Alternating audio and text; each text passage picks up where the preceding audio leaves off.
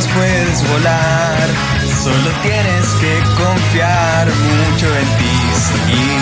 Puedes votar conmigo, te doy todo mi apoyo. Si tú lo apruebas puedes volar. Si las leyes tú quieres cambiar, borrar a Jaime Guzmán. Apruebo.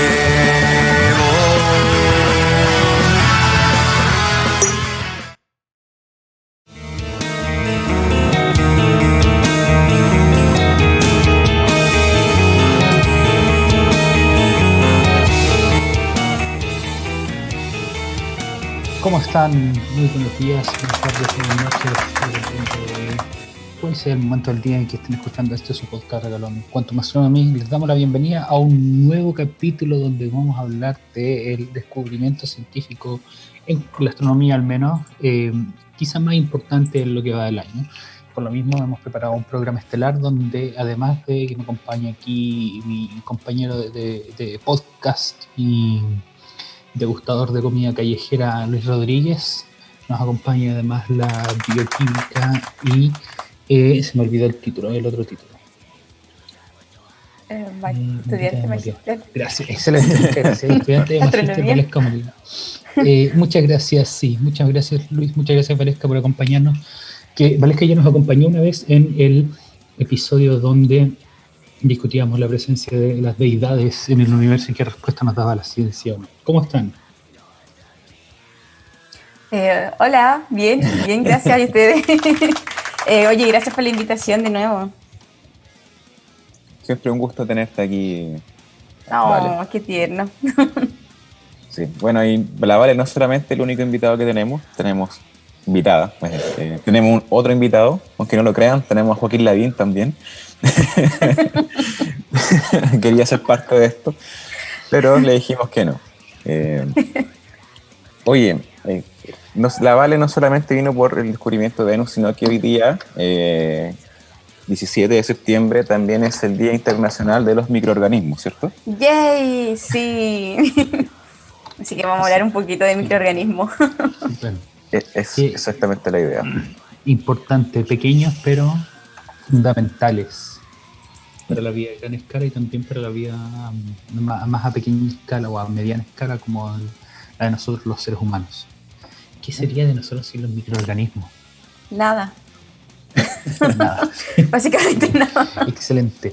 ¿De qué manera sí? De hecho ya lo dijimos una vez, que los microorganismos componen un gran porcentaje de lo que es el cuerpo humano. Como que células humanas son muy pocas en comparación con más del 50%. Sí, de hecho creo que era mucho más, era como un 70 llegaba, pero no estoy seguro. 70. Pero imagínate que todo es microorganismo. El gran evento de oxidación fue por microorganismo. La evolución, nuestro Luca es un microorganismo, entonces en verdad no seríamos nada. Claro, los microorganismos son importantes para el tema el ecosistema de un planeta. Entonces... sí, ecosistema del planeta, pero también tuyo, porque acuérdate que tiene microbiota. Exacto. Partamos a lo que venimos, no le demos más dilación. Sí, antes, bueno, lo vamos a tocar más profundamente a lo largo del capítulo, pero si Vale nos pudiera dar una definición de qué es un microorganismo. ¿De qué es un microorganismo? Bueno, para que se lo vayan imaginando, porque básicamente no lo van a poder ver así a simple vista, sino que se lo tienen que imaginar, y básicamente es una célula, ¿ya? Que no tenemos dos tipos, ¿cierto? Tenemos las que son células eucariontes y procariontes. En las procariontes básicamente son las bacterias, ya lo que ustedes conocen como bacterias, son organismos microscópicos y que básicamente son autosuficientes, ¿ya? En el sentido de que hay algunos que son capaces de producir su propio alimento, ya lo digo así para que se pueda entender un poco, y se pueden mantener por sí solos y también se pueden adaptar a condiciones extremas. Y ahí entran los microorganismos extremófilos, como los que nosotros tenemos a lo largo del desierto de Atacama. Ya nuestro desierto es un ambiente poliextremo y por lo tanto encontramos organismos también que son poliextremos, y eso lo hace súper interesante y súper bacano en el, en el área de la astronomía o de la astrobiología. Claro, esos extremos son muy baja humedad, alta salinidad. Claro, pH. acá, por lo menos en el desierto de Atacama, lo que se caracteriza es una hiperaridez, ¿ya? Es hiperárido desde el Mioceno, mucho tiempo. Tenemos altas concentraciones de metales pesados, tenemos radiación UV muy alta, ¿ya? Concentración de sal, como dijeron ustedes, tenemos porcentajes que llegan a unos porcentajes de sal al 30%, ¿sí? Imagínense, 10 veces más que el agua de mar. Entonces, y tenemos organismos que son capaces de sobrevivir a ese ambiente. Se llaman mineros. Claro. Recuerden que una bacteria no es un organismo de 1,50 m, sino que tiene que estar en la escala de micro, y era o menos 6 metros. Sí. Por mucho que ustedes les digan a sus amistades, ¿qué pasa, bacteria culiada? Son bacterias. Sí. El que está de moda ahora es larva. ¿Qué pasa, larva? ¿Qué pasa, lacra? ¿Qué pasa, larva? No. Que todavía no. Sí, todavía tiene no que llega a la Antofagasta. Todavía no llega a Antofagasta ese. Lo voy a empezar yo. Voy a empezar la moda. Muy bien. Entonces, hablemos un poquito del descubrimiento que se anunció el día lunes recién pasado sobre la presencia de esta Pero molécula. hay que remarcar de que nosotros spoileamos el descubrimiento la semana anterior. Sí, exacto. Nadie nos creyó. Acá primero, en cuanto Bien, en algún momento, ¿cuántos astrónomos se volvió el SQP y el Así Somos juntos? Hablando de copuchas, farándula. Oye, Vale, ¿en qué estabas cuando anunciaron el descubrimiento? ¿La verdad o la mentira? Estaba estudiando, pero estaba acostada. Vi la conferencia, me mandaron el link, me dijeron como, mira lo que está pasando ahora. Y yo como, ¿qué está pasando? Y abrí el link y empecé a ver la conferencia de los autores, ¿cierto? De la publicación. Y vi que estaba ahí la Sarah Sieger. Ella es muy seca, es una astrónoma muy seca. Sin embargo, tiene unos papers ahí que son un poquito cuestionables desde el punto de vista biológico. Pero en sí son muy secos. Entonces, lo primero que dije fue como, porque vi la noticia y la noticia siempre es como, hallazgo de vida en Venus. Y yo como, ¿qué onda? ¿Qué what? ¿Qué me perdí? Y dije, y ahí ya estaba como con depresión, igual dije, pucha, toda mi tesis se fue a la basura, como que no sabía qué hacer. Y empecé a ver, y no, pues, encontraron la fosfina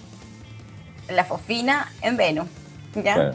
Que es un marcador básicamente gaseoso, ¿cierto? Que se encuentra en gases traza, pero no te indica si hay vida o no hay vida, o sea, es posible, probable, porque claro, lo que conocemos de la fosfina es que básicamente tiene un origen biótico, pero si hay un evento geológico o fotoquímico por ahí que nosotros desconocemos, ya pasaría a segundo plano. Exacto. Ya no sería hallazgo de vida. Me Igual, recuerda un poco a lo que pasó con Marte cuando encontraron agua. Claro. Igual salieron hartos buenos memes del tema de Venus. Sí, Debo yo me reí toda la reconocerlo, mañana. sí. Pero igual es bueno que vi que los mismos autores y en general la comunidad científica salió al tiro a parar el tema de la noticia de que esto no implica directamente el descubrimiento de vida.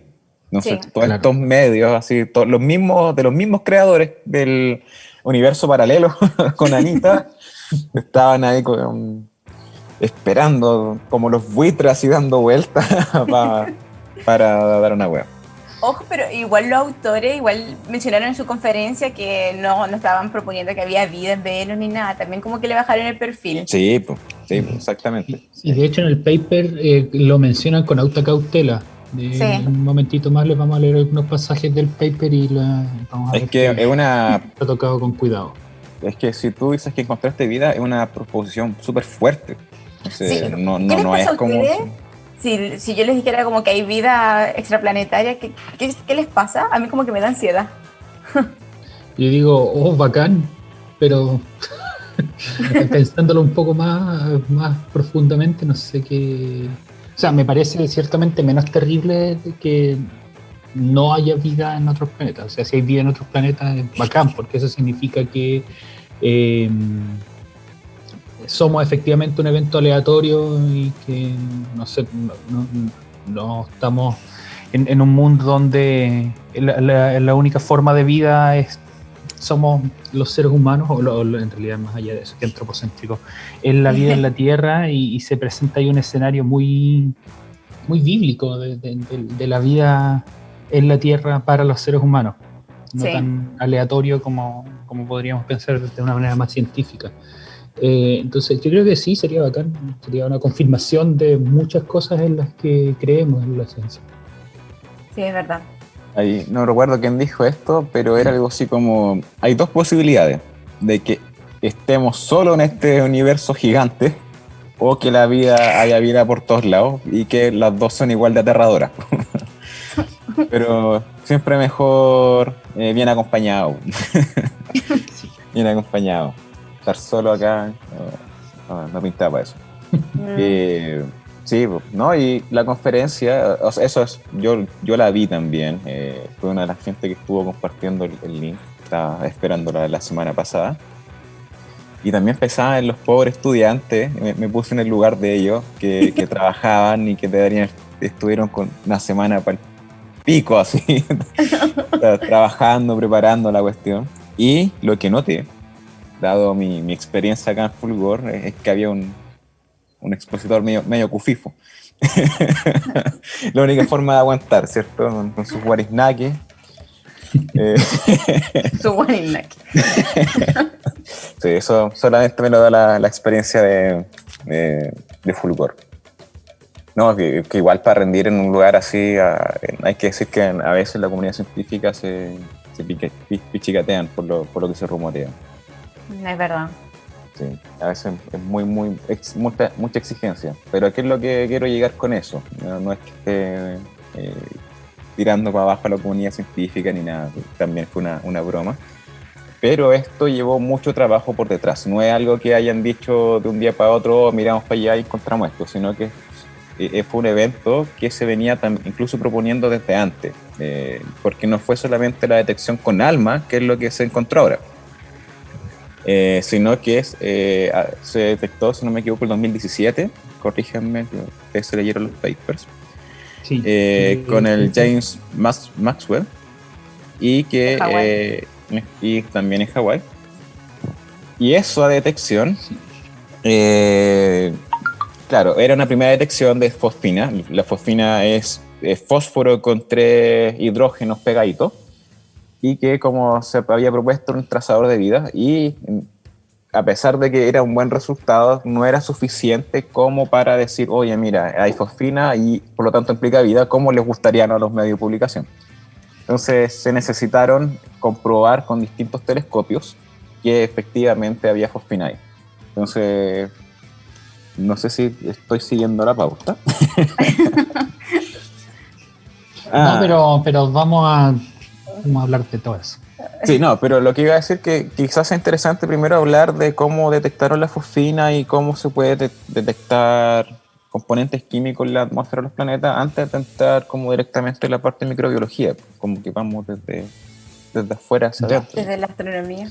Sí, claro. Me parece perfecto. Entonces, dale, Simón, pues tú eres el experto en esta parte. En la parte observacional, sí. Hay varias maneras de encontrar gases en otros planetas, si es que las atmósferas de otros planetas. Pensando en planetas extrasolares, la más común que se ha estado usando en los últimos 10 años, diría yo, algo así, se llama espectroscopía de transmisión, que básicamente consiste en aplicar el método de tránsito, que es ver cómo el planeta pasa enfrente de la estrella y bloquea parte de su luz, en distintos filtros. Eso quiere decir que estás probando distintas longitudes de onda, distintas partes del espectro. Y tienes, por ejemplo, regiones del espectro que te sirven para detectar algunos elementos. Por ejemplo, ¿qué elemento es el principal componente de la capa que bloquea los rayos ultravioleta que es la Tierra? El océano. el ozono. Entonces, si es que ustedes estuvieran midiendo la Tierra, por ejemplo, desde el espacio, observando el Sol, perdón, y ven pasar la Tierra y la ven pasar en rayos ultravioleta, van a ver una atmósfera más grande que si la observan dentro del espectro visible, porque la atmósfera de la Tierra es transparente al visible, pero es opaca al ultravioleta. Entonces eso permite identificar algunos compuestos en las atmósferas de exoplanetas. Sin embargo, lo que hicimos Es como ese meme del tenemos, sí, del Box Bunny. Lo que hizo este equipo en este caso fue usar radiotelescopios para estudiar una resonancia vibracional, Resonancia vibracional, eso suena como a alineación que, de chakra. Eso mismo.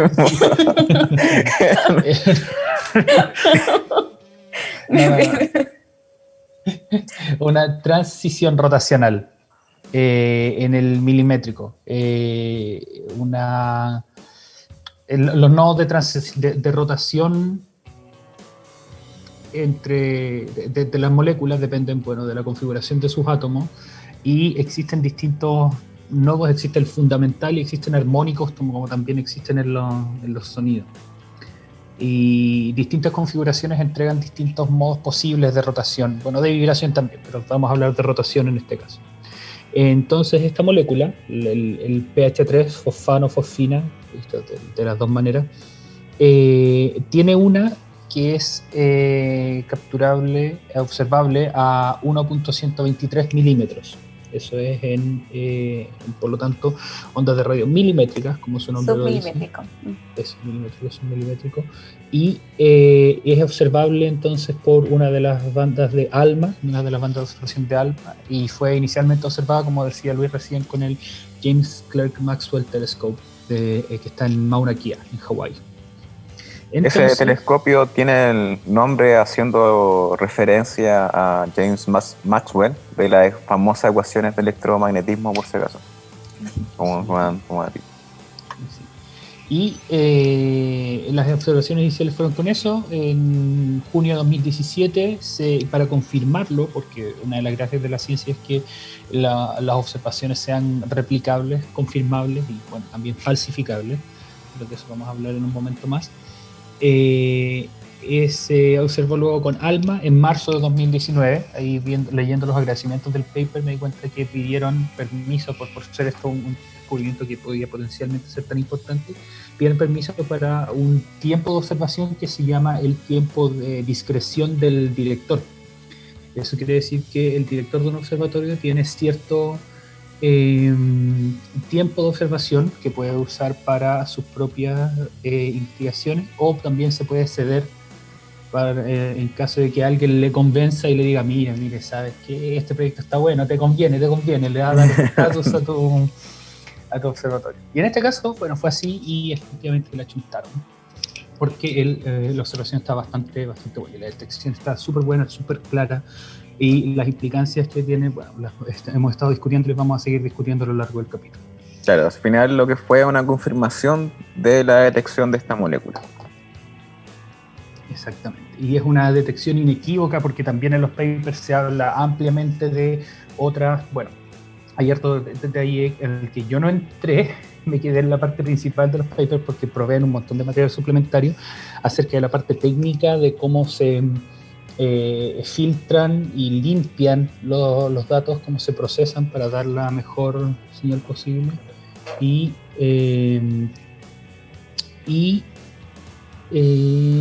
¿qué más? Y también prueban la robustez, porque hay otra molécula que está por ahí cerca, creo que es agua deuterada. Eso quiere decir agua que tiene una molécula un átomo de deuterio en vez de hidrógeno normal, que también tiene una línea por ahí cerca, y las observaciones también la detectan.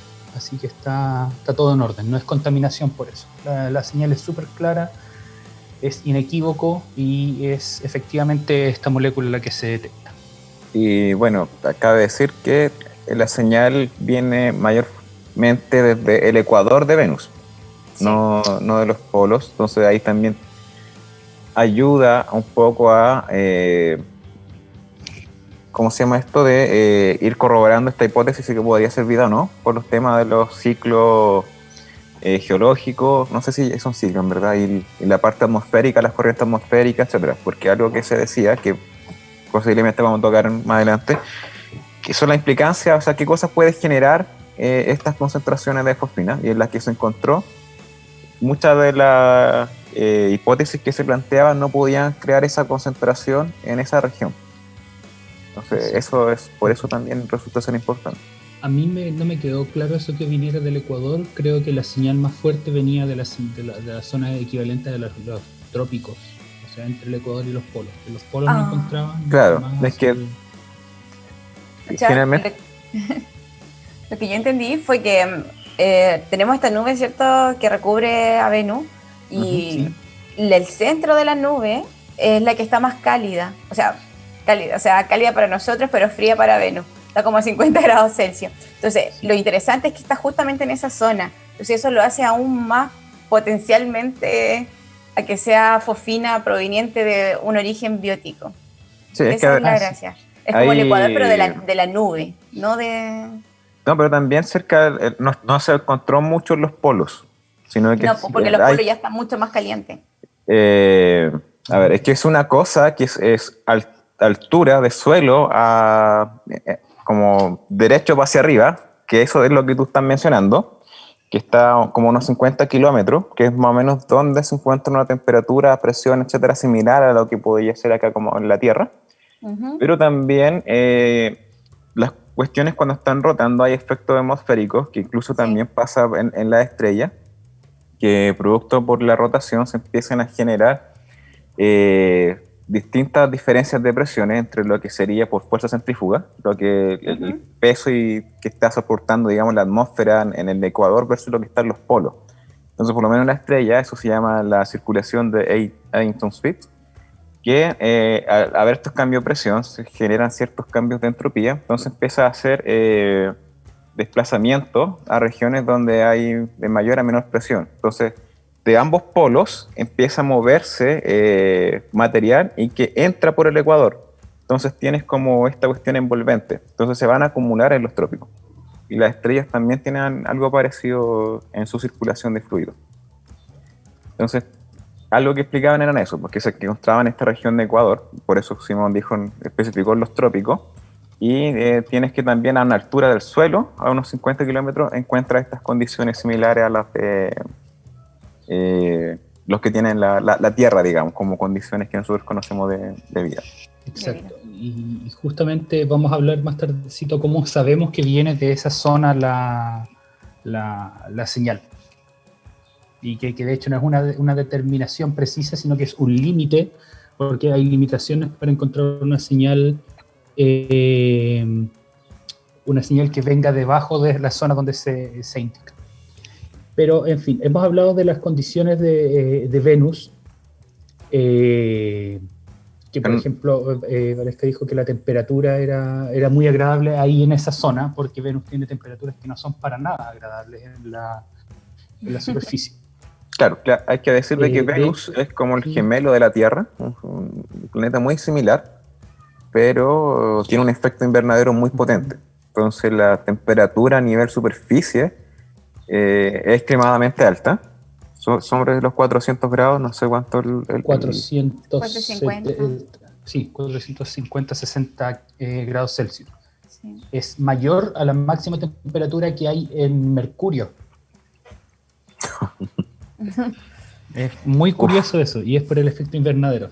Es solo por el efecto invernadero.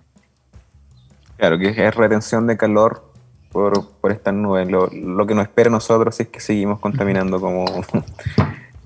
Y también, bueno, es súper ácida la atmósfera, ¿cierto? Sí.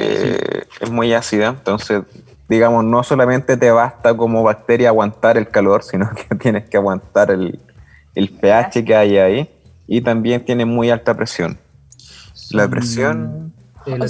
pero dentro de, la presión es similar a dentro de la nube esta es similar a lo que se propone en la atmósfera, atmósfera terrestre. Entonces, porque básicamente donde se propone que hay vida es en la nube, no en la superficie. Sí, es que por eso quería llegar a eso. la presión a nivel superficie es muy grande. O sea, algo que... 92 bares. ¿Cuánto? 92. Y en La unidades... Tierra es un bar, son 92 atmósferas, más o menos. Ah, ya. Sí. Ya, porque yo no trabajo con bares, entonces no... Ya empecé rapidita. Sí, son como 90 atmósferas terrestres. Ya, Entonces, supo ser entre poca. eso, la temperatura y la acidez, ha habido misiones rusas y estadounidenses, soviéticas y estadounidenses, que han llegado a la superficie de Venus y han aguantado una hora, un par de horas, algo así, Claro. porque entre la presión, la acidez y la temperatura los dañan rápidamente. Claro, y parece que tiene también una actividad volcánica que complica también toda la vida ahí. Entonces, algo que, por lo que vi, era que, bueno, si Venus era en un momento similar a la Tierra, quizás pueda haber existido vida, ¿cierto?, a nivel superficie, y con este calentamiento, al evaporar océano y cosas por el estilo, la vida puede haber migrado a estas nubes un poco más altas y haberse adaptado a vivir en un ambiente como tal. Pero eso es algo que se podría quizás explicar por qué hay vida ahí arriba. En fin, ¿qué más? Como decía Valesca recién, las condiciones donde se encuentra esta señal, que en el nuevo modelo que se construye de la atmósfera de Venus es la capa superior a las nubes, porque Venus tiene una atmósfera muy muy grande, que es medible más o menos como hasta 100 kilómetros de altura, algo así, a diferencia de la atmósfera de la Tierra, donde a 100 kilómetros casi no hay atmósfera. A 100 kilómetros está el Hubble, por ejemplo. Entonces a la mitad de esa altura más o menos hay una capa de nubes muy densa, y fuera de eso hay una capa que se le llama haze en inglés, que sería la capa neblinosa, que sería transparente, que es efectivamente transparente, mientras que las nubes son ópticamente gruesas para el visible, al menos en el rango visible. ¿Qué significa ópticamente grueso? Que la luz no puede atravesarlas, o sea, que el camino libre medio, o sea, básicamente el camino que recorre cada fotón es muy chiquitito, entonces un fotón que entra va a rebotar ahí durante mucho tiempo y no te va a dejar ver lo que está detrás de eso. O sea, las personas son ópticamente gruesas. Sí, de hecho ahí no hay procesos radiativos de transmisión, sino que absorbemos la luz. Uh-huh. Ya, en fin, entonces en la parte superior más o menos de esta capa de nubes es de donde viene la señal que se detecta. Que era un término que me costó entender qué significaba, lo tuve que buscar al final en inglés, la traducción que menciona esto del cloud deck, que es la parte superior de las nubes. Y ahí justamente la temperatura es de más o menos de 30 grados Celsius y las presiones de media atmósfera más o menos. Así que sería serían condiciones agradables, al menos en cuanto a temperatura y presión para la vida, que ciertamente en acidez no. El modelo que presentan en los papers sigue siendo de pH 0 o pH 0 punto algo, que es lo más ácido que se puede tener con el agua como solvente. De hecho, ahí quiero hacer una acotación. El pH de esa nube nebulosa, no sé, neblina, es tan ácido que se arranca de la escala normal de cómo nosotros medimos el pH, porque el pH básicamente uno lo mide como los iones de hidrógenos disueltos en agua, ¿cierto? Pero acá hay tanta concentración de sulfuro, ¿cierto? De ácido, que no lo puedes detectar así. Entonces, lo que hicieron fue como hicieron un rearreglo y sacaron que había un 85% correspondiente a concentración, ¿cierto?, de ácido sulfúrico. Y eso te da un pH aproximado de menos 11 en escala de nosotros. Menos 11. Y considerando que la escala de nosotros va de 0 a 12. A 14. Entonces, como... Claro, y a ver, esa escala no, es que yo no me acuerdo mucho aquí, ¿ya? De 0 a 14 y el agua es neutro porque Así es, bueno, sí. el agua está hecho por una molécula de hidróxido, OH, y una de hidrógeno. Tú las juntas y es agua. Entonces, algo que esté más arriba el pH del agua es porque tiene mayor abundancia de OH. Y con algo que tenga un pH hacia abajo, o sea, de 7 hacia abajo, tiene más concentración de H, de hidrógeno. Claro. Entonces esta cuestión, esto es una escala logarítmica aparte. Ujú. Entonces, aquí, digamos, -11 significa una concentración casi puro hidrógeno, algo así, ¿o no? O sea, que es un ácido muy fuerte del que estamos hablando, pero estamos hablando del H2SO4, Ya. ¿ya? Ácido sulfúrico. Ya. Entonces, ese, o sea, se te da vuelta un poco en la piel y te quemas al tiro, no tienes mucho que hacer. Aunque te eches agua, te va a quedar igual la quemadura. Quemadura química, no física. No. Ujú. Ujú. Oye. De ese nivel es lo que estamos hablando. Pero nosotros acá en la Tierra igual podemos encontrar lugares que sean altos en este ácido. Po. Acá el desierto de Atacama lo tenemos. Ujú. Y de hecho sería muy bacano, no sé, estudiar esos microorganismos. O sea, van a hacer experimentos futuros ahí. Yo creo que sí. Yo creo que sí. Van a tirar mineros. Vamos a tener microorganismos mineros. Para homologar un poco lo que... O para entender, es que yo siento que es importante que entendamos cómo ocurren los procesos acá en la Tierra para poder extrapolarlo, ¿cierto?, a lo que son los otros planetas, porque si no es como que volvemos a esto mismo, como encontramos fosfina, ¡oh, bacán! Pero, ¿qué más? ¿Qué pasa? Exacto. Y el ácido sulfúrico se da mucho por componentes volcánicos. Actividad volcánica. Y eso huele a huevos podridos, si no me equivoco. Y a pescado podrido, sí. Sí, a un olor bastante de hondo.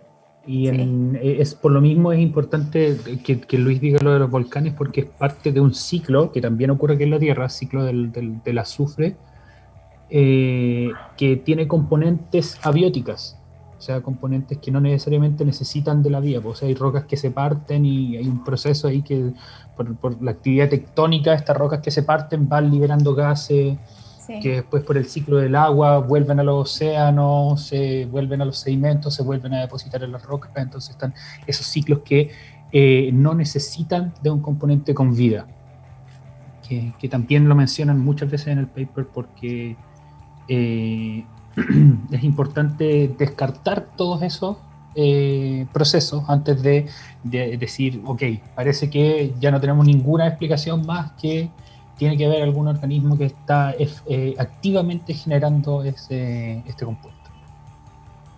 Claro, al final descartaron muchas cosas, como tú dijiste, por ejemplo, crear a través de estos ciclos volcánicos, creo que también los rayos en la atmósfera podían crear meteoritos y otras cosas, pero al final la conclusión que llegaron era que, bueno, en las concentraciones que se encontró, creo que son 20 partículas por millón, algo por ahí.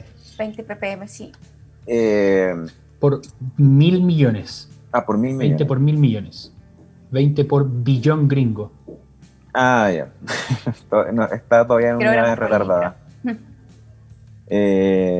Ya, la cosa es que en esas concentraciones, en esa región, no coincidían con lo que se propuso con esta forma alternativa.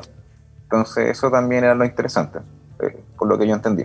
Entonces la conclusión era, bueno, esta fosfina se puede explicar a través de unas bacterias anaeróbicas que las pueden producir, y vamos a tocar después más adelante, que ahí la Vale nos va a iluminar.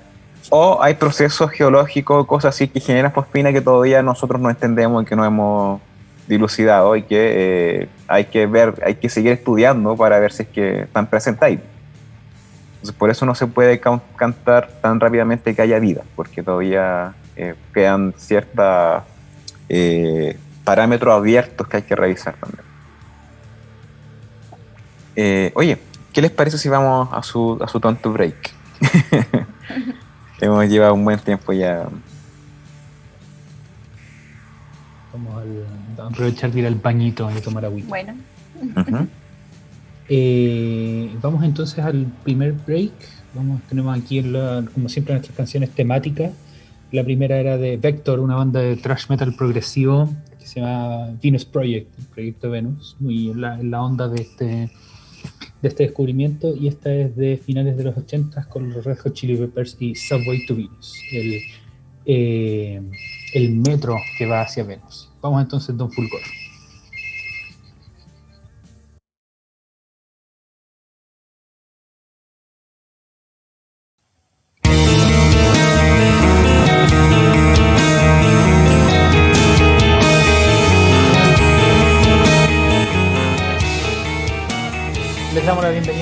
nuevamente a Quantum Astronomy en este segundo bloque donde estamos hablando de el planeta que huele mal.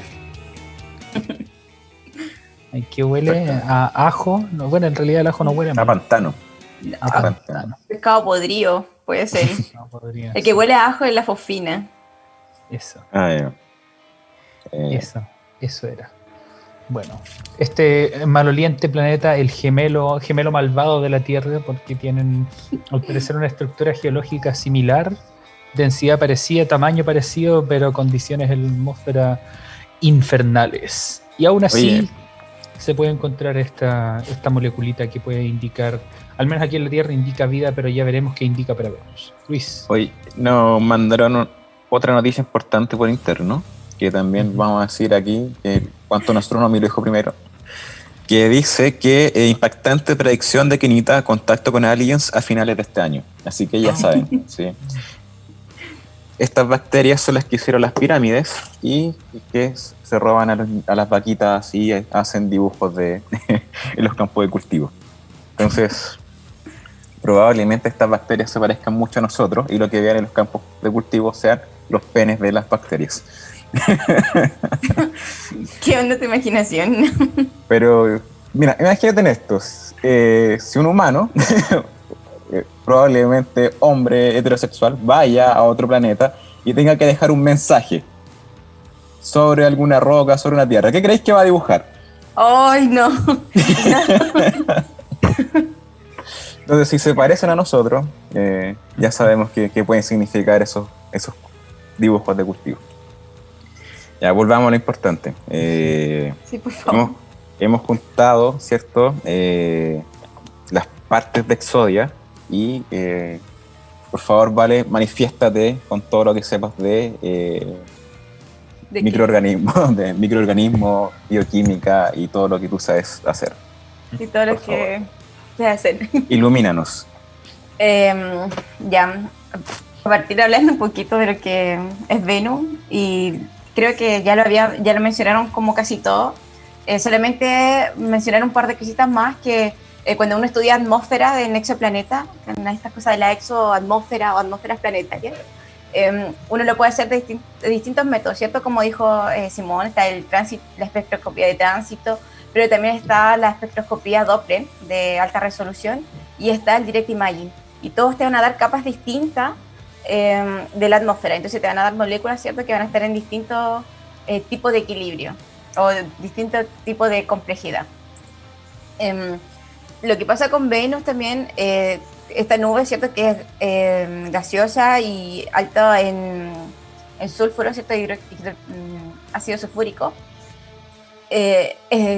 Tan alta la concentración que tiene que se plantea que puede haber vida en gotículas que se forman en esta zona, gotículas líquidas, ¿cierto?, acuosas, que tienen bajo contenido de agua, pero tienen agua, porque la vida que nosotros conocemos es en base a agua, ¿ya? Eso hay que dejarlo claro, ¿cierto? Todo lo que nosotros sabemos con respecto a lo que es la vida, el metabolismo, todo es agua, todo necesita agua. Entonces, estas gotículas se plantea que podrían tener vida dentro de las gotículas, porque por la alta composición de agua. Por fuera no es tan probable, ¿cierto? Porque aparte tenemos que considerar las temperaturas altas que tiene Venus. Estamos hablando de los 450 grados Celsius. A esa temperatura no difícil que haya algo. Lo otro que se plantea es que estos microorganismos entran en un ciclo. O sea, si es que hubiera microorganismos, entrarían en un ciclo de secado, como de desecación, ¿ya? Después una rehidratación, generarían una espora, porque la espora es resistente a condiciones muy, muy extremas. Ya una espora puede sobrevivir a todo, así como, no sé, un arma de guerra. Entonces, esta espora sobreviviría y cuando se den las condiciones de nuevo de rehidratación, volvería a aparecer este microorganismo activo metabólicamente y se generaría este ciclo. Entonces, la bacteria se transforma en una espora, algo así. No te entendí bien. O sea, como transformarse, no necesariamente, ya tenemos distintos tipos de cómo se pueden reproducir estas bacterias. Y hay una es la liberación de esporas. ¿no? Voy a ver Pero ¿qué significa la espora en sí? Como que la espora es material como- genético que lo tiró así como muy La con una espora armadura. la espora vendría siendo como la bacteria, pero no activa metabólicamente. Ya. Está latente, es como que casi viva. A Está mí ahí como entre esa el límite. palabra me invoca la imagen de una cápsula. Sí, una Claro. cápsula. Ujú. Claro, es como que estuviera rodeada por una cápsula y esa cápsula la hace impermeable a todo. Es resistente a lo que se te ocurra.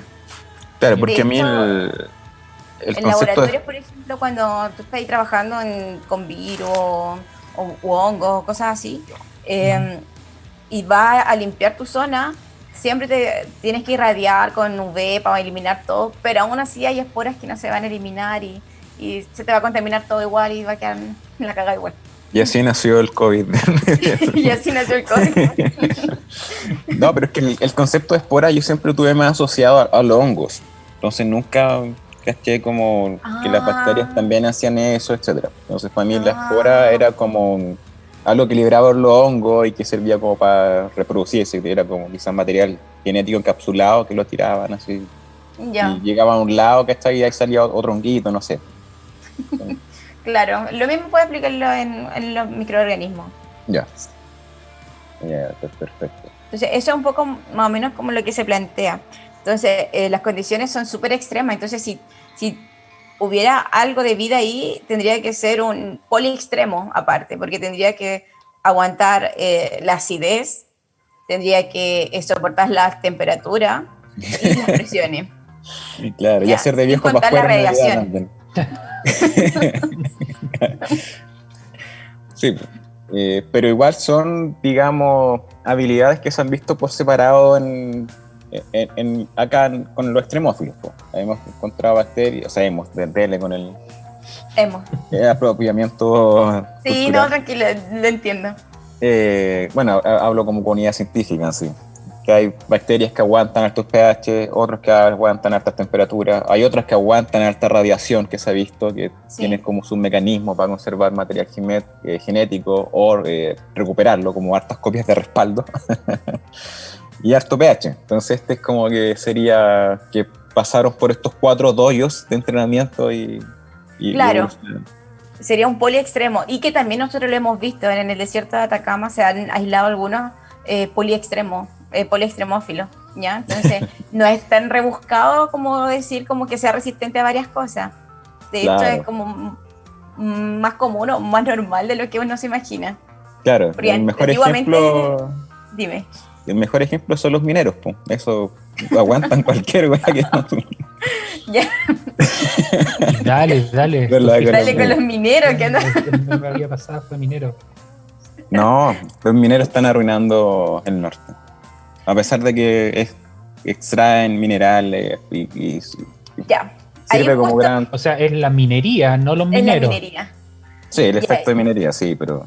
Ya, ahora sí le tengo que dar el punto a Luis, porque justamente por todo esto de la minería, están sacando agua de los salares, ¿ya? Y a veces la reponen y adivinen qué agua echan. Purificada. El agua de los... Entonces están cambiando todo un ecosistema, ¿ya? Que nos indica muchas cosas. O sea, imagínense que tenemos el salar de Yamará, es un análogo a la tierra primitiva.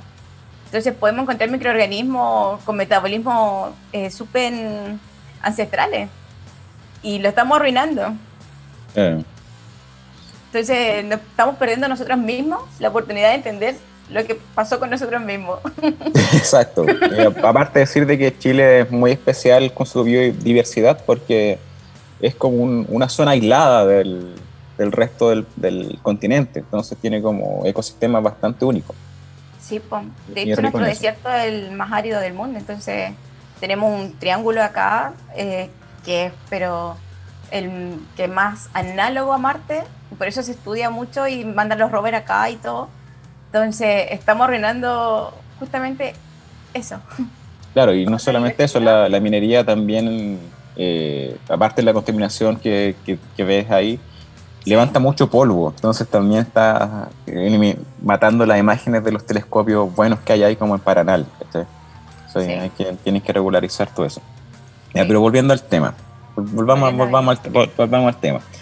Ya explicaste esto, cómo podrían quizás sobrevivir estos microorganismos en estas nubecitas, como dijiste tú, encapsulados en estas gotitas. Gotitas de agua, me imagino, ¿o no? O sea, tiene que haber un porcentaje de agua. ¿Ya? Ya. Ahora, no es necesario que haya oxígeno, porque Eso es hay lo que quería metabolismo. llegar. Ah, ya. Hay Porque metabolismo acá... anaeróbico. Sí, De hecho, porque acá, espérame, que aquí sí. en la tablita que tenemos dice que hay un 96.5% de dióxido de carbono y 3,5% de nitrógeno. Entonces, la cantidad de oxígeno para hacer vida como la que estamos muy acostumbrados no se puede, porque no hay concentración. Entonces tienes que recurrir a otros métodos que se llaman anaeróbicos. Ajá. Ya, entonces explícanos Ahora, un poco. Sí. ya. Bueno, hay organismos, ¿cierto?, que trabajan o que son capaces de estar activos metabólicamente en condiciones sin oxígeno. ¿Ya? Y esos son los anaerobios. ¿Cómo podemos ver esto también? O lo que podemos pensar, como para aterrizarlo un poco más y no sea tan como wow, es pensar en lo que era la Tierra primitiva. Si te pones a pensar en la Tierra primitiva, antes del evento de oxidación, nuestra atmósfera también era en base a CO2 o una atmósfera reductora también, porque teníamos harto metano.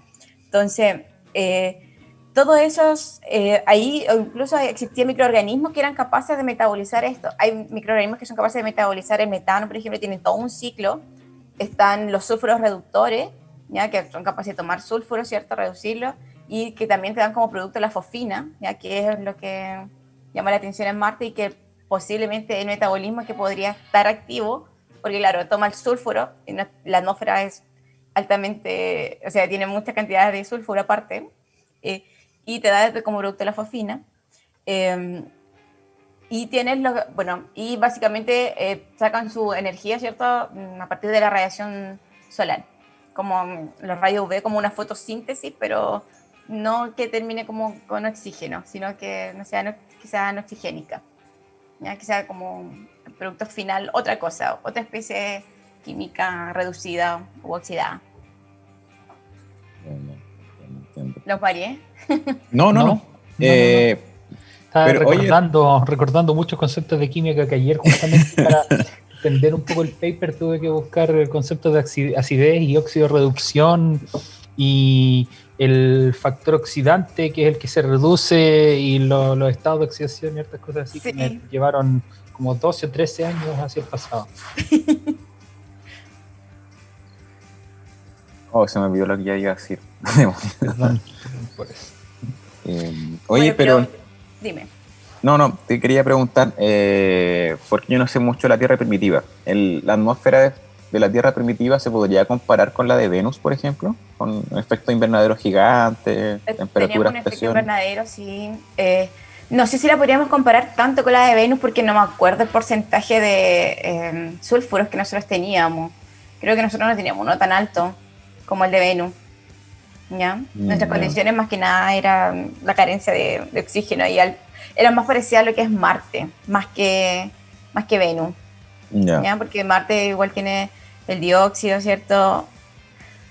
Es que con Venus me pasa algo, me dan como sentimiento encontrado, porque si bien su atmósfera en general es en base a dióxido de carbono, tiene un alto contenido o su nube es muy densa en ácido sulfúrico, entonces como que cambia un poco. Si tal vez le sacáramos esa nube, podríamos hablar de una pseudo tierra primitiva. Ya, perfecto. O sea que cuando, digamos, estén escuchando este podcast en 1.000.000 de años más en el futuro y seamos como estudios de reliquias del pasado. Miren lo que pensaban estos. Claro, no, el punto es que ellos quizás van a ver un Venus terraformado por estas bacterias y todo este ciclo y se hace esa comparación a cómo fue acá en la Tierra, porque no sé, quizás si hace evolucionar Venus con ese sistema, si es que existiera, podrían quizás limpiar la atmósfera, o es muy loco lo que estoy diciendo. No, pero no es tan loco. Si nosotros, o sea, de hecho, se plantea igual esto de que generar una atmósfera, ¿cierto? Con los microorganismos. Nuestra atmósfera se generó también en base a eso, por cierto. Nuestro evento de oxidación básicamente fueron los microorganismos, ¿cierto? La aparición de las cianobacterias. Hay unas estructuras que se llaman estromatolitos, ¿ya? Que básicamente son unos fósiles, un conjunto de roca antigua, ¿ya? Que es carbonato de calcio, no tiene ni una ciencia más, pero que en eso se van adhiriendo estos microorganismos que son las cianobacterias, y la herencia de eso es que realizan esta fotosíntesis y liberan el oxígeno. Entonces se habla de este gran evento de oxidación porque, claro, como que estas bacterias como que abundaron y crearon tanto oxígeno que fue capaz de cambiar la atmósfera, ¿ya? Pasar de una atmósfera reductora a una oxidante, ¿ya? Oxidante porque empezó a aparecer el oxígeno. Claro, claro. Entonces, igual es como entretenida esa parte. Igual es como interesante saber cómo qué es lo que pasó y qué metabolismo pueden estar también en otros planetas o cosas así, o en Marte. Bueno, Marte es el que ha sido más estudiado. Ahora Venus ya también va a estar de moda. Claro, como Marte tenía todo para dar indicios de vida, tenía posiblemente agua. De hecho, se mandó un rover hace poco por el lanzamiento. Sí, pues en julio. Sí, que se supone que iba a decir si había o no había vida en Marte. Pero eso ya pasó a segundo plano, pues, porque ahora tenemos a Venus. Pasó de moda Marte. Pero igual sería bacán, imagínate, ahora llega ese robot y escarba un poco y encuentra un fósil, así, su tonto dinosaurio marciano. O sea, yo creo que quedamos todos locos, porque Marte igual es prometedor, ¿ya? Marte tiene actividad volcánica, planeta rocoso igual que la Tierra, tiene altas concentraciones de dióxido de carbono, que pueden tener un metabolismo, ¿cierto?, de tipo anaeróbico, tiene paleolagos, ¿ya? Entonces eso también te da otra perspectiva, y en esos paleolagos se han visto estructuras tipo estromatolitos. Entonces, pucha, como que igual tu tendencia a pensar como, wow, ahora sí estamos cerca. Claro.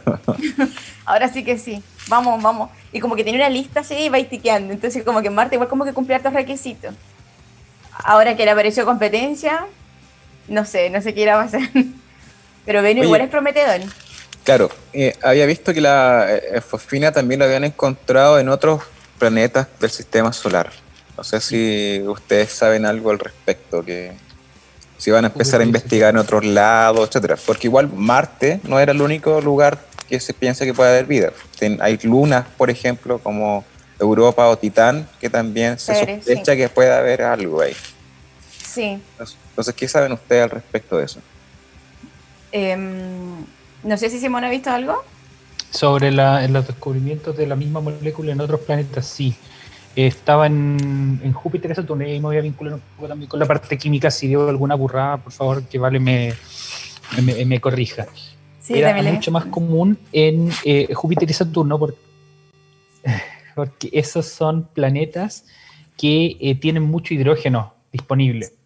Entonces es esperable que tengan compuestos muy hidrogenados. En cambio, las atmósferas de planetas interiores, Venus, la Tierra y Marte, tienen muy poco hidrógeno porque al ser muy liviano y son atmósferas más o menos templadas, y al ser el planeta también muy liviano, se juntaban los tres componentes que permitían a las moléculas más livianas, como el hidrógeno, escapar. Y el hidrógeno quedaba atrapado solamente en moléculas más grandes como metano, el agua, entre otras. Entonces, en Júpiter y Saturno, que son más fríos y más masivos, podían capturar estas moléculas más livianas y tienen mucho hidrógeno elemental e hidrógeno molecular. Entonces, es muy factible que ocurran estas reacciones que reducen el fósforo. ¿O no? Sí, lo reducen, sí, porque queda con estado de oxidación negativo. Ah, ya, algo aprendí ayer. Bien. Mira, si gana hidrógeno es porque se está reduciendo. Si gana oxígeno es porque se está oxidando. Eso, súper. Entonces, claro, esta atmósfera, bueno, la de la Tierra, de esa estrella de la Tierra, la más oxidante, porque tiene mucho oxígeno, porque tiene microorganismos, bacterias, y además estos microorganismos que después se supone que absorbieron las plantas, que se convirtieron en los cloroplastos, que permiten liberar oxígeno. Sí. Es una reacción que es muy poco probable que ocurra espontáneamente, así como la generación de fosfina, es muy poco probable que ocurra espontáneamente en las condiciones de Venus, pero en la Tierra la generan microorganismos, como las bacterias, o en el caso del oxígeno las plantas, y por lo mismo es también una idea que se tiene que considerar en el caso de Venus, porque, y de esto vamos a hablar yo creo que en el siguiente bloque, cómo en el paper se revisan los distintos caminos a los que puede llegar, a través de los cuales se puede llegar a la fosfina, y ninguno de ellos es satisfactorio. ¿Les parece si vamos al break? Sí. Ya, excelente. Vamos entonces al break, donde vamos a más ratito hablar sobre los caminos y cómo se estudian estos caminos que nos pueden llevar a la molécula. La siguiente canción es de una percusionista canadiense que se llama Beverly Johnston y se llama Phosphorus, o fósforo, como el elemento central de la fosfina.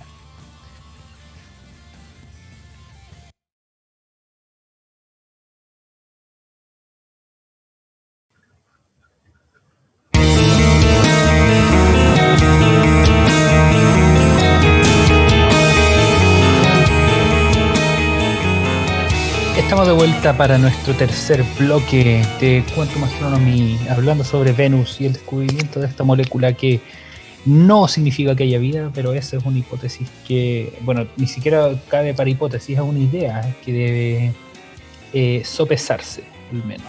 Porque, como vamos a ver ahora, los caminos que tenemos disponibles hasta el momento con el conocimiento actual no explican que exista fosfina en tales concentraciones, y que tampoco sea uno de las moléculas constituyentes de los gases traza que pueda sobrevivir durante tanto tiempo. Entonces, me gustaría que Vale nos hablara un poco de qué son los gases traza y qué importancia tienen para la vida en la Tierra, por ejemplo. Ya.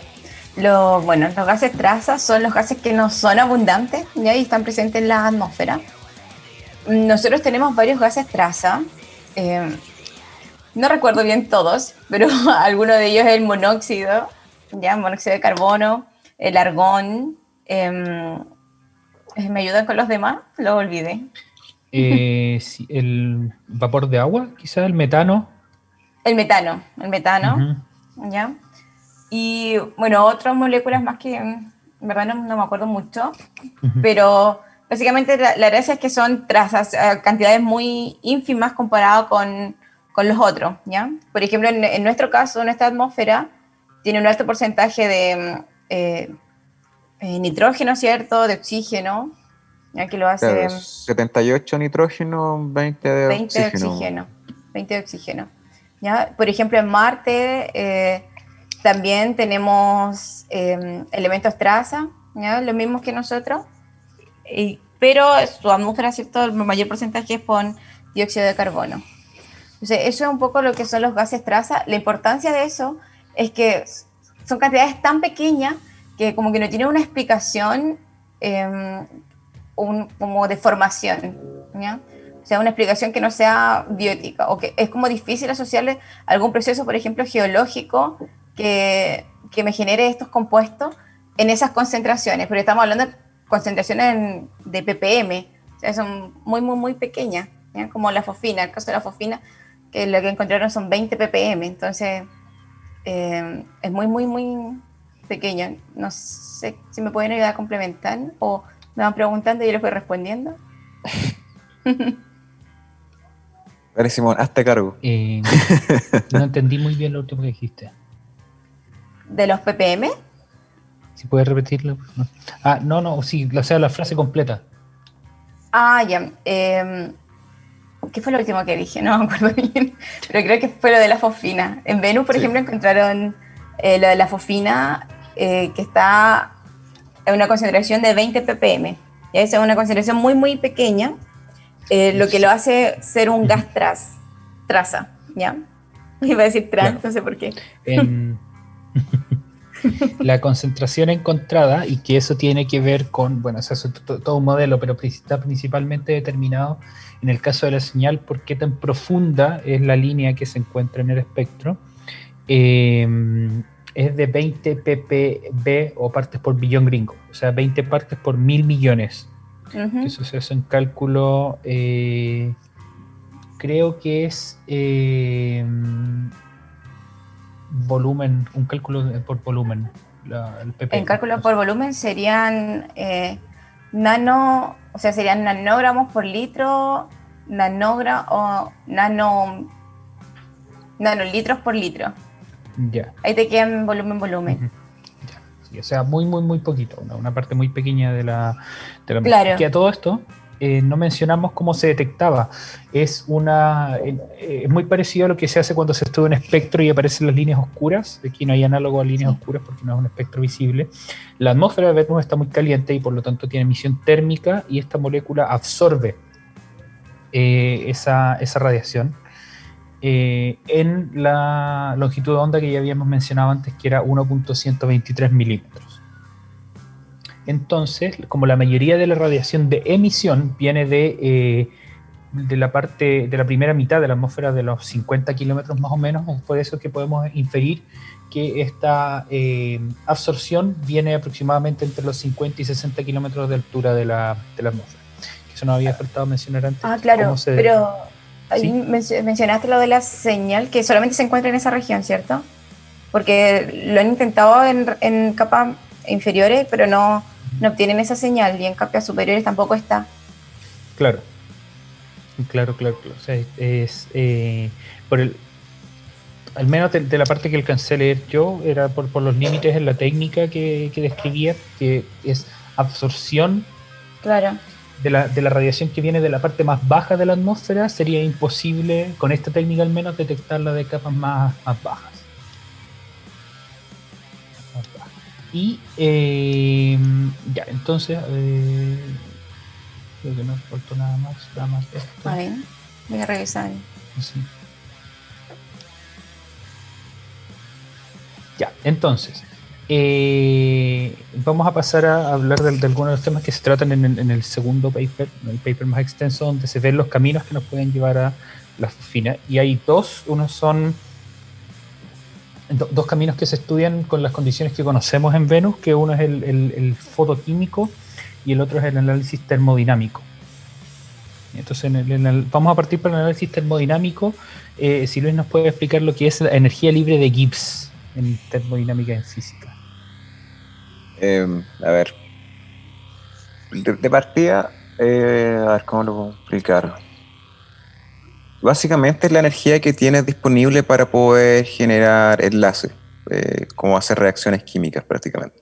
Dentro de un sistema termodinámico, de acuerdo a la primera ley de la termodinámica, si tú la integras, vas a encontrar de que toda la energía del sistema se puede explicar a través de la temperatura y entropía que tiene. Básicamente eso es por existir como tal. Presión-volumen, que tiene que ver, ¿cierto?, con el espacio y que está ocupando, y lo otro tiene que ver más que nada con la energía libre de Gibbs, con el tema del número de partículas que hayan dentro, y si tú vas sacando o entrando ahí. Entonces, básicamente la energía libre de Gibbs está midiendo eso, la energía relacionada con la creación y destrucción de partículas asociadas al sistema.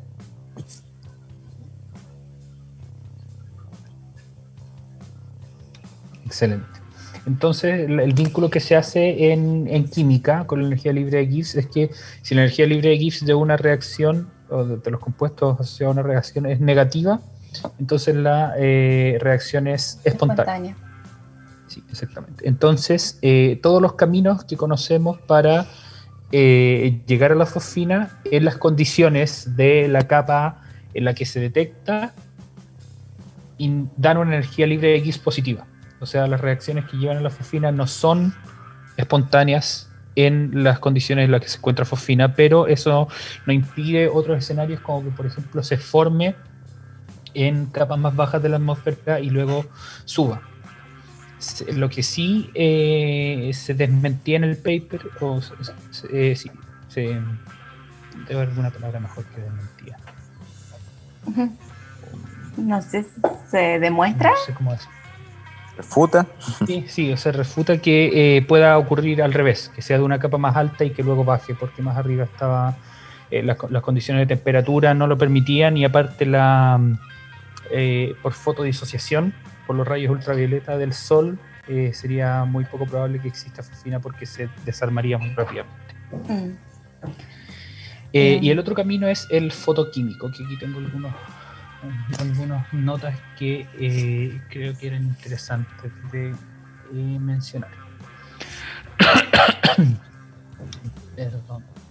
Entonces, haciendo el análogo nuevamente con los planetas gigantes, Júpiter y Saturno, en los que la fosfina se encuentra en las capas más profundas de la atmósfera, donde la presión, la temperatura y la concentración de hidrógeno molecular son lo suficientemente altas para que se genere esta molécula, para que esté favorecida termodinámicamente.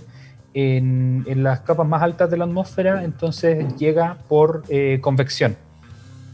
Y un proceso análogo no podría pasar en Venus o en la Tierra, porque aquí en la Tierra y en Venus, hidrógeno es un gas traza. Como ya lo mencionamos, los gases traza están en muy baja concentración, por lo que habíamos dicho antes, que era muy fácil que saliera de la atmósfera de la Tierra, y de hecho salió en las etapas tempranas de formación de la atmósfera de la Tierra. Por ejemplo, el hidrógeno en la Tierra tiene 0.55 partes por millón, en Venus tiene 4 partes por billón, o sea, un quinto de lo que se encuentra de fosfina, y las atmósferas no tienen la presión suficiente como la hay en las capas más bajas de la atmósfera de Júpiter o de Saturno, entonces no es el mismo mecanismo que las forma. En la Tierra, como ya habíamos hablado, la fosfina se genera en pantanos, en desagües y en tractos intestinales de los animales y algunas bacterias. Bien, de hecho, y como creo que lo habíamos mencionado, que era de principalmente ambientes anaeróbicos, o sea, sin oxígeno. ¿Qué más?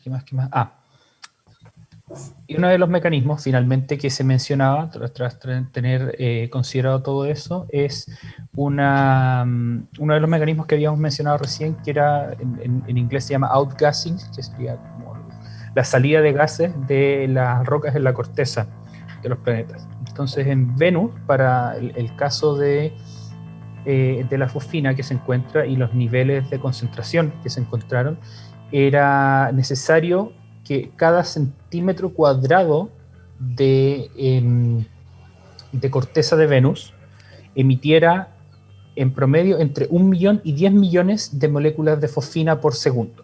No sé si eso les suena mucho o muy poco a ustedes. ¿Pero cuántas moléculas de fosfina eran? Entre 1 millón y 10 millones por centímetro cuadrado por segundo. Oh, igual suena harto.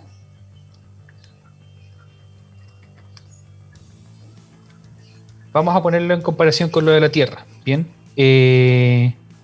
Entonces, y en total, perdón, este número puede ser sonar un poco más sensato. Esto es equivalente a entre 8.000 y 80.000 toneladas de fosfina por año. En comparación, el metano, que es un gas traza acá de la Tierra, se produce a 340 millones de toneladas por año en la Tierra por fuentes que no son generadas por actividad del ser humano. Y de todas esas, porque se incluye formas de vida, las que no incluyen formas de vida, o sea, las que son puramente geológicas, son 14 millones de toneladas. O sea, es un volumen similar al que se necesitaría para esta generación de fosfina en Venus. Lo que entonces puede o podría explicar esta concentración, pero lamentablemente no tenemos evidencia suficiente para decir sí, esto es. Porque lo que estamos haciendo es que por medio de una detección de un material químico estamos pensando que este puede ser el método de generación. Para estar seguros o para tener la seguridad deberíamos hacerlo, yo creo, al revés, tener alguna detección independiente. Entonces, o sea, Es que por lo menos yo me quedé, me quedé pegado un poco antes, que me quedé pensando un poquito, de que cuando la energía libre de Gibbs es positiva, bueno, Sí. obviamente sabemos que no va a ocurrir espontáneamente, entonces lo que hacen los sistemas biológicos es acoplarse a otra reacción. Entonces, cosa de que la energía neta sea negativa y así pueda ocurrir. Entonces, ahí entran lo que son los catalizadores, las enzimas. ¿Ya? Entonces, como que me quedé pensando en eso. Entonces, como que te sigue dando como más indicios de que, wow, puede ir por ahí, puede ir por esa vía, por esa acople de reacciones. Sí, pues justamente, eso también lo tenemos aquí un poquito más abajo Ay, perdón. en la pauta. No te preocupes, no, genial, que te vayas adelantando. Porque claro, se puede, aquí por ejemplo tenemos el caso de las plantas que liberan oxígeno, una reacción que en el ambiente no pasa tan espontáneamente.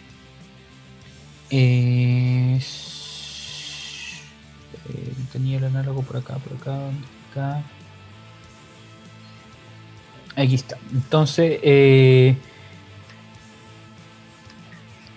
citando el paper, y de hecho esta es una cita de otro paper del equipo, que dice la producción de fosfina puede verse favorecida termodinámicamente porque algunos organismos vivos pueden generar agentes reductores más poderosos que el hidrógeno molecular. Entonces el proceso completo para reducir el fosfato en un ambiente de Venus sigue siendo endotérmico, o sea, sigue necesitando energía. Entonces estos organismos deben ganar energía de otro lugar para generar los agentes reductores que pueden luego hacer fosfina. Entonces me imagino que eso está vinculado a lo que decía Valesca. El paper Claro. sigue, aquí dice, notamos que la vida en la Tierra produce muchos compuestos que parten de químicos más comunes en el ambiente, a veces en grandes cantidades que requieren una cantidad sustancial de energía para hacerse. Y eso sería el análogo a todos los organismos autótrofos, o sea, todos los que generan su propia energía. Claro, serían quimio litotrofos, porque quimio lito autotrofos, porque aparte serían ellos mismos, o sea, toman compuestos químicos que aparte lo hacen como su propia energía y su propio metabolismo. Entonces serían Y de hecho, muy autosuficientes los tipos. demasiado autosuficientes. Sí. Y de hecho en uno de los papers había una figura muy interesante donde se mostraba y se hablaba de hecho de los acidófilos que pueden mantener un pH 5 o mayor, incluso viviendo en un rango de pH bien extremo, llegando hasta pH 0, decía. De hecho, la figura aparecía explícitamente pH 0 y un organismo dentro con pH 5, pH 7. Que es al menos para mí es bien impactante, porque la resistencia que tiene que tener la membrana celular o la pared celular de ese organismo está acuática. Claro, es que ahí van tomando distintos, como dijiste tú, distintos componentes. Entonces lo que va cambiando un poco es la membrana, ¿cierto? Los componentes como de membrana, que lo hacen un poquito impermeable y que van como especializando sus proteínas y sus componentes.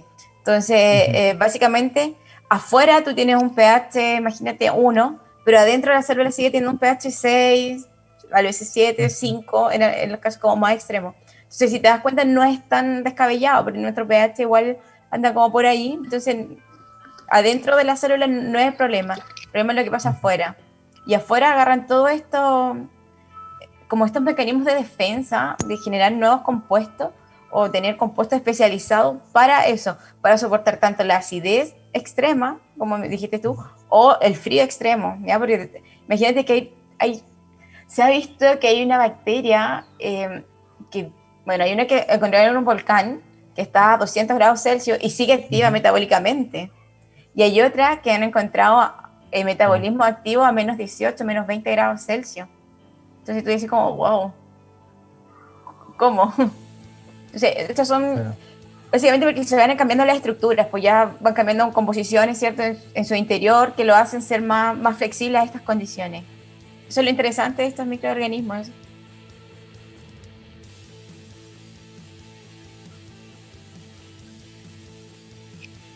Qué bacán, bacán, bacán. Y después, bueno, lo último que anoté acá hacía vínculo con lo que ocurría en la Tierra.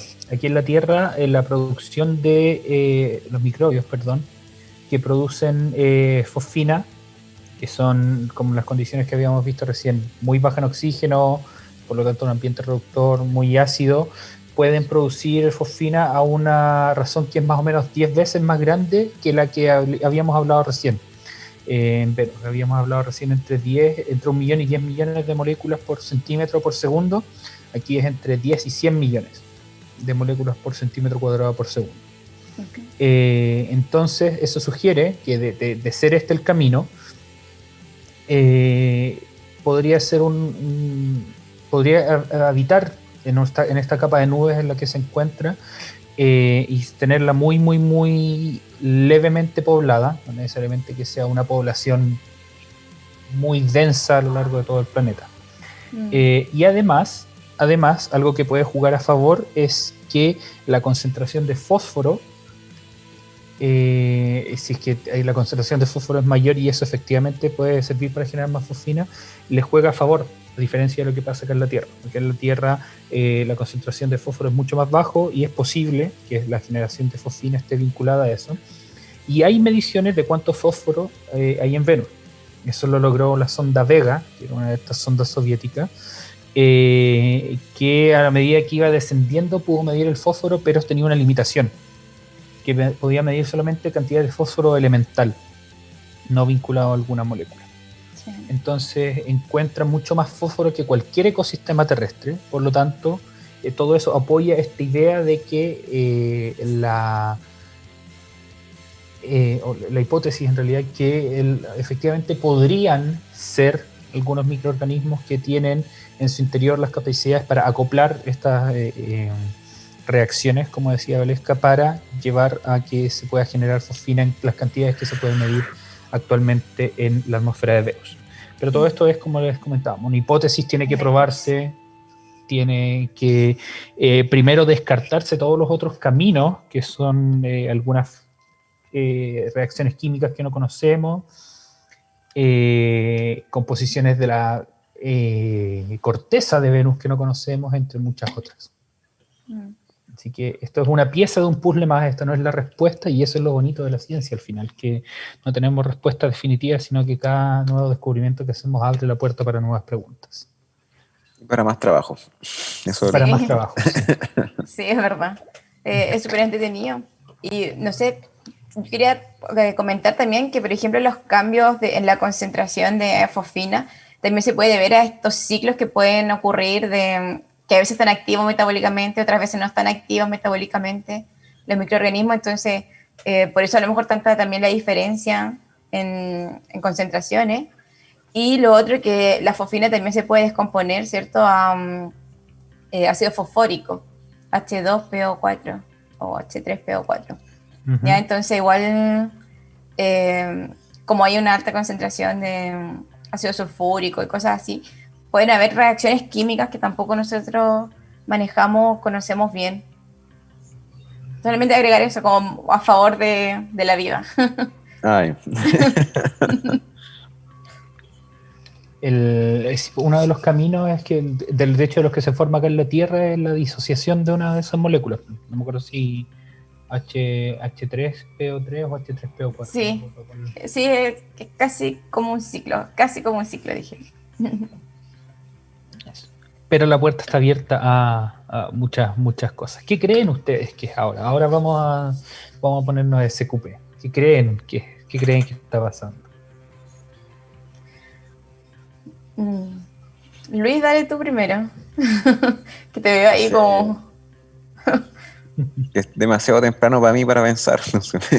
A mí por lo menos me gustan estos temas. A mí me agrada pensar en encontrar vida o indicios de ella en otros planetas.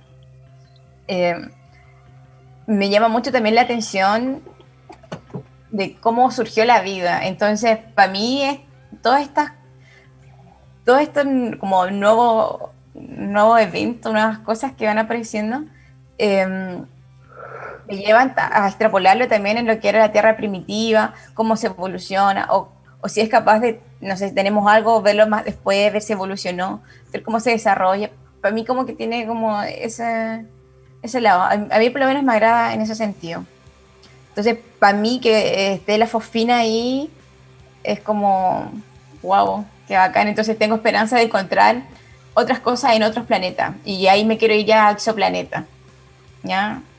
Entonces, como dijiste tú al principio, si nosotros fuimos a un evento fortuito o no. O sea, yo creo que no. Yo creo que tiene que haber, si no, no estaría estudiando esto, pero yo creo que tiene que haber más vida. ¿Ya? A lo mejor no de la forma en la que nosotros conocemos, pero a mí por lo menos me llama mucho la atención y me encantaría extrapolar toda esta información también a los exoplanetas y a la exoatmósfera, que es lo que se sabe muy poco ahora.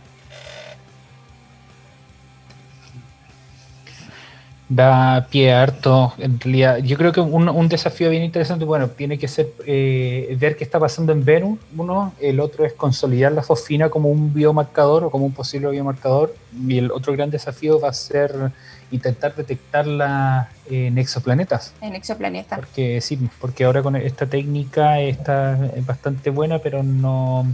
Bueno, como es un gas traza, yo creo que va a ser muy difícil encontrarla con las técnicas actuales de caracterización de atmósferas que hay de exoplanetas. Sí. Oye, ¿y qué otros biotrazadores hay, aparte de la fosfina? Es que no son biomarcadores, porque para que sea biomarcador tiene que asegurarte de que viene de origen biológico. O sea, hasta ahora no sé si lo consideras biomarcador, sería un marcador nomás. Ya, pero equivalente a la fosfina. ¿Hay más?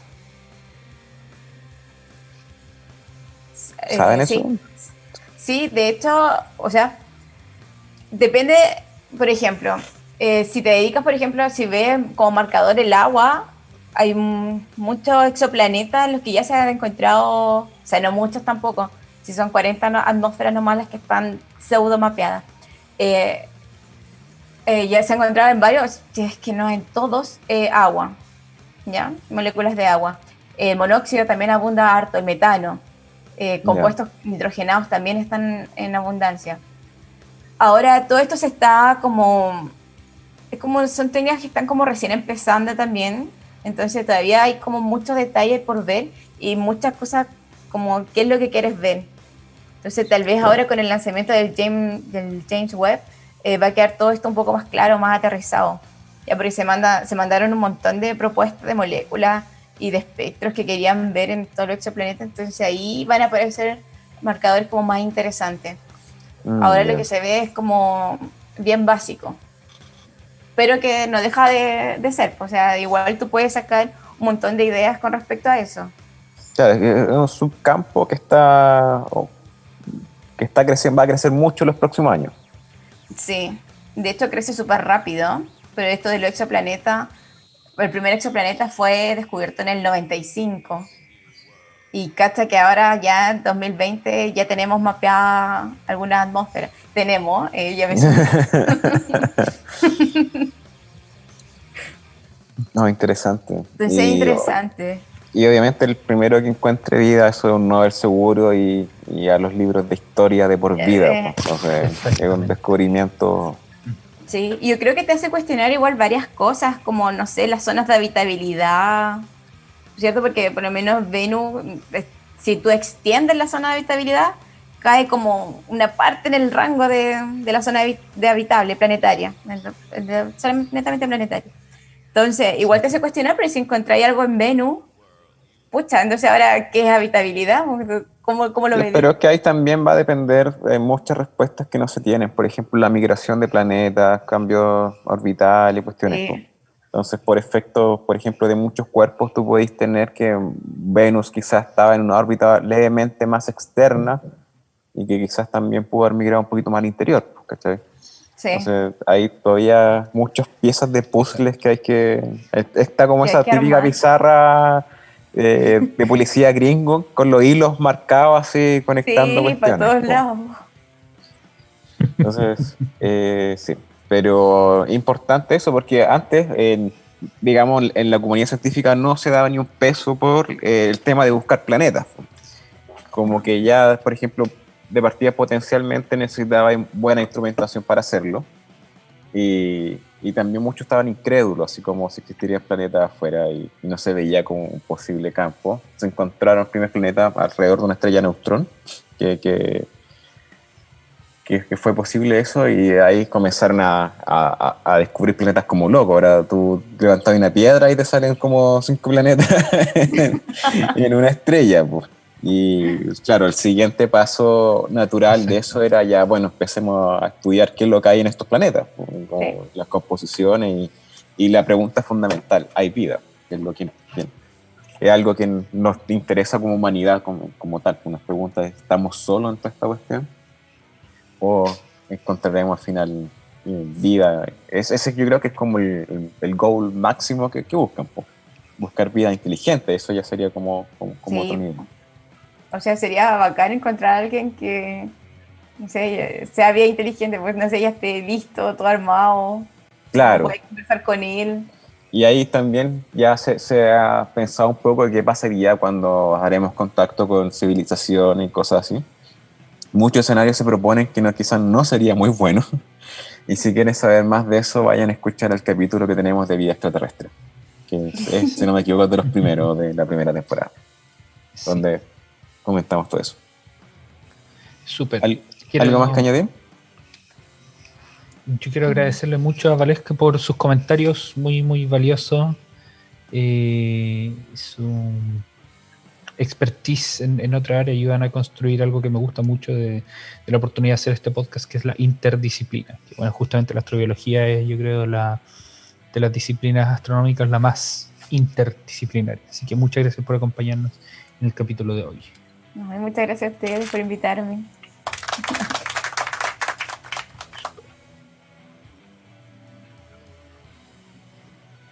Luis, ¿Algo más? Luis está durmiendo. Sí, Luis que se pegó, no sé. Es que he pasado muchos días leyendo publicaciones, cuestiones con proyectos y estoy en verdad en otra. Entonces eso. No sé descansar entonces, Luis. Sí. Bueno, de hecho por eso también fue el comentario al principio, de que al final la gente ve resultados, pero hay harto sacrificio detrás, investigando, leyendo cuestiones, haciendo cálculos. Claro. Ya, pues, no sé si tienen más que agregar o lo dejamos hasta acá. No, creo que lo dijimos todo. Creo que lo dimos todo ya con menos. Muy bien, muy bien. Entonces, bueno, te agradezco, Vale, nuevamente. Siempre un agrado tenerte aquí. Ojalá podamos tenerte en más ocasiones. Si encuentran vida, te vamos a llamar, obviamente. Y le agradecemos a Fulgor también por levantarse tempranito hoy día y poder hacer esta grabación posible, porque nosotros grabamos los viernes y mañana hay que estar con el asadito tomando terremoto y chicha. No porque apoyemos el nacionalismo ni las fiestas patrias, no. Pero es como Navidad, yo soy ateo, por ejemplo, pero igual doy regalos porque ya se convirtió en... pero podemos tomarlo como el 18 previo al 18 de octubre. Exactamente. Sí.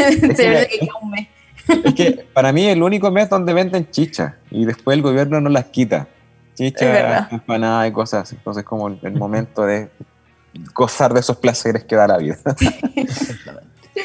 Bueno, si tienen más preguntas nos pueden escribir. Vamos a intentar responderle, hacer lo medida de lo posible.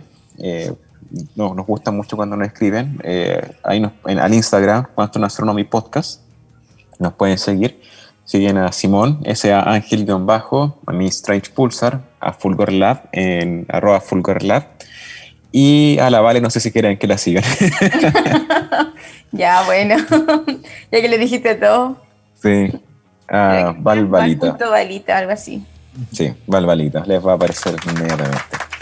También la vamos a etiquetar en la descripción del capítulo, así que no hay manera, no vas a poder escapar.